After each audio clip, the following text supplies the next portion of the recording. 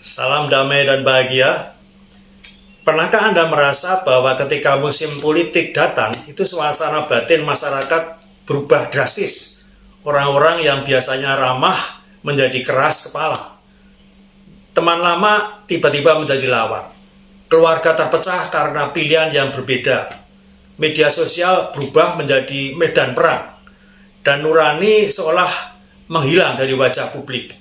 Pertanyaannya, mengapa politik bisa sedemikian dahsyat memecah belah kita? Mengapa dalam dunia demokrasi yang katanya bebas justru banyak kebencian yang tumbuh subur?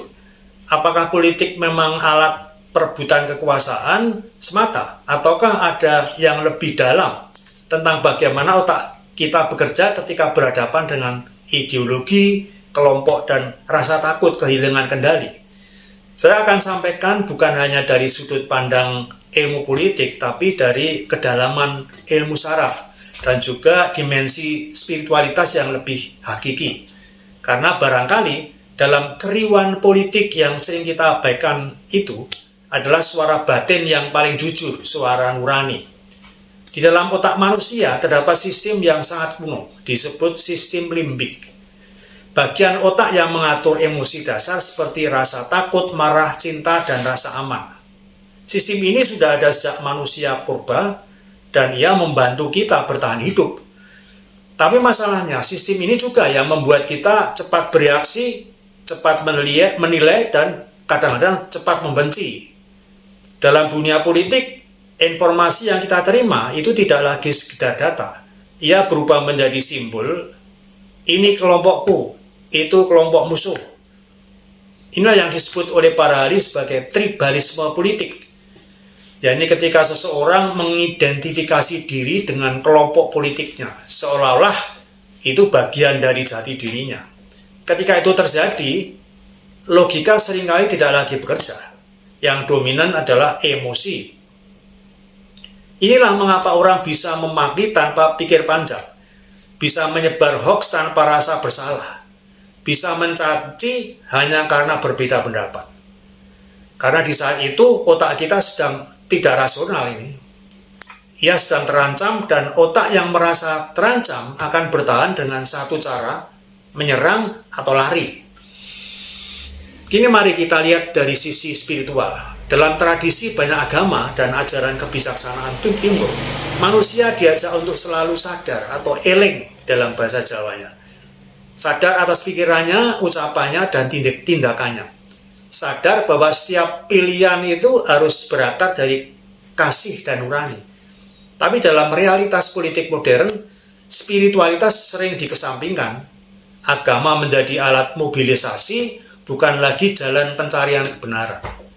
Maka muncullah paradoks. Semakin religius seseorang secara simbolik, kadang semakin benci ia kepada yang berbeda pandangan politik. Bukankah itu membingungkan?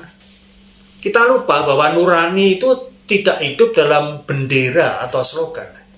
Ia hidup dalam keheningan batin yang jujur. Pernahkah Anda merasakan bahwa pilihan politik Anda membuat kehilangan kedamaian batin? Pernahkah Anda menyadari bahwa dalam membela tokoh yang Anda puja, itu menjadi tidak adil pada sesama manusia? Mari kita selami otak manusia lebih dalam. Otak kita terdiri dari berbagai bagian. Dua di antaranya berperan besar dalam menyikapi politik, amigdala dan prefrontal cortex. Amigdala, bagian dari sistem limbik ini, adalah pusat emosi primal seperti ketakutan, kemarahan, dan kewaspadaan terhadap bahaya. Ketika kita melihat sesuatu yang mengancam identitas atau kelompok kita, amigdala aktif secara refleks. Ia tidak rasional, ia responsif. Sementara prefrontal cortex di sini, bagian depan otak kita, adalah pusat kendali eksekutif. Disinilah terjadi pemikiran logis, pertimbangan moral, dan kontrol impuls, kontrol dorongan-dorongan kehendak. Ini adalah bagian yang paling manusiawi dari otak kita. Masalahnya, ketika emosi politik itu memuncak karena berita sensasional, misalnya ujaran kebencian atau retorika tokoh idola, amigdala kemudian menjadi terlalu dominan. Ia membajak sistem saraf. Otak rasional kita, prefrontal cortex, itu diabaikan. Maka orang bisa marah, membela mati-matian, bahkan bertindak agresif, meskipun faktanya belum jelas. Fenomena ini disebut amigdala hijack. Mengapa seseorang bisa berkata kejam di media sosial padahal ia seorang guru, seorang dokter, atau bahkan tokoh agama? Neuroscience menunjukkan bahwa ketika seseorang terlalu terikat secara emosional pada identitas kelompok, termasuk identitas partai, agama, bahkan bangsa, ia mengalami apa yang disebut motivated reasoning. Bukan mencari kebenaran, tapi membenarkan apa yang sudah ia yakini. Dengan kata lain, fakta hanya dipakai kalau mendukung keyakinannya. Kalau tidak, ditolak mentah-mentah.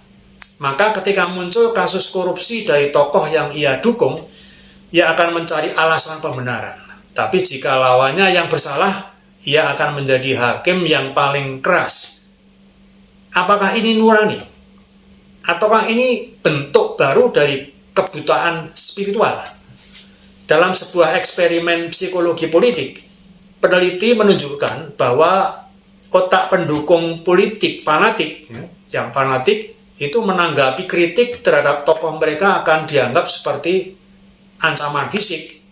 Aktivitas otak di area yang sama dengan ketika seseorang merasa akan diserang, itu secara fisik, itu sama dengan pada waktu orang merasa bahwa kritik terhadap tokoh yang mereka idolakan. Nah, dengan demikian, bayangkan berarti bagi sebagian orang mengkritik idola politik, idola tokoh politik itu sama seperti meninju wajahnya. Tidak heran jika debat politik menjadi ajang saling serang, bukan saling paham. Tapi bagaimana ini semua terkait dengan spiritualitas? Di banyak tradisi spiritual, baik sufi dalam Islam, mistik dalam Kristen, bakti dalam Hindu, atau Zen dalam Buddha, ada satu pesan yang sama. Lepaskan ego, latih kesadaran, dan jangan melekat pada bentuk. Politik pada dasarnya adalah bentuk. Identitas politik adalah manifestasi ego yang kolektif. Ketika seseorang melekat terlalu kuat, maka ia kehilangan kemampuan untuk melihat dengan jernih. Nurani sebaliknya muncul dari kesadaran batin yang tidak terikat bentuk. Ia bisa berkata benar meskipun menyakitkan. Ia bisa memihak yang lemah meski berisiko. Ia tidak buta oleh simbol, warna, atau jargon. Dalam konteks Indonesia, kita melihat betapa kuatnya identitas politik menjadi pengganti moral itu. Kadang agama pun dilipat ke dalamnya. Maka kita menyaksikan suatu paradoks. Misalnya masjid digunakan untuk kampanye, doa dipakai sebagai alat propaganda, ibadah bercampur dengan slogan politik. Bukankah ini tanda bahwa sesuatu telah berubah dalam spiritualitas publik kita? Maka pertanyaannya penting ini. Bisakah kita mencintai negeri ini tanpa membenci lawan politik? Bisakah kita memperjuangkan kebenaran tanpa kehilangan kemanusiaan? Disinilah peran nurani. Dan disinilah pentingnya kembali ke kesadaran, bukan sekedar reaksi. Otak yang jernih itu bukanlah otak tanpa emosi, melainkan otak yang mampu mengenali emosinya dan tetap memilih dengan bijak. Mari kita bicara sekarang tentang fanatisme. Fanatisme politik itu bukanlah semata keyakinan kuat terhadap suatu ide atau tokoh. Fanatisme lahir dari ketakutan yang tidak disadari dan luka batin yang belum disembuhkan.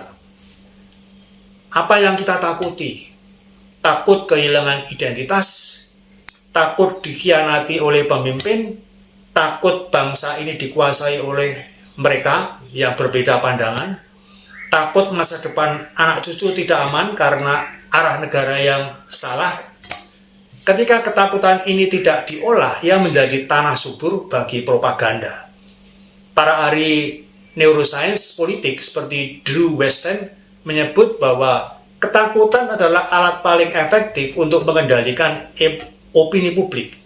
Ketika seseorang ketakutan, ia lebih mudah percaya pada informasi bohong, pada teori konspirasi misalnya, dan pada narasi yang hitam putih.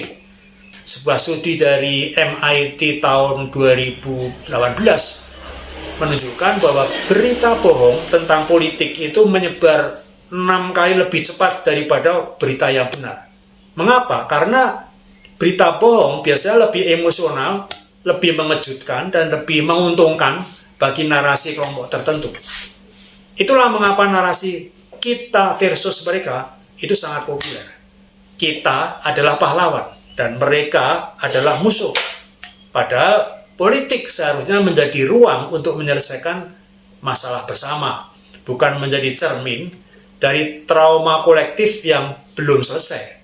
Dari sudut pandang spiritualitas, fanatisme adalah bentuk keterikatan pada ilusi.